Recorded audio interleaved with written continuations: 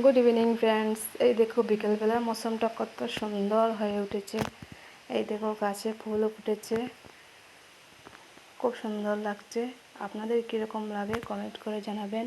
এরকম হাওয়া দিচ্ছে, চারিদিকে গাছপাতা নাড়াচাড়া করছে, খুবই ভালো লাগছে। ছাদের উপরে দাঁড়িয়ে দাঁড়িয়ে হাওয়াটা খেতে অনেক ভালো লাগে। দেখো তো, এই দেখো এখানে আছে অ্যালোভেরা গাছ, আর এই দেখো ধানের মাঠ দেখা যাচ্ছে এখান থেকে। এখানে একটা মহিষও আছে, মহিষ দিয়ে ধান চাষ করা হয়।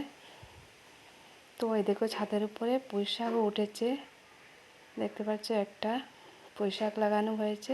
তো এত বেশি মোটা হয়নি, হালকা হালকাভাবে হয়েছে, তবু হয়েছে তো ছাদের মধ্যেই। তো এই দেখো আমার বাইক অটো নিয়ে বের হচ্ছে, কোথায় যাবে। আমি ছাদ থেকে ভিডিও করছি ওকে।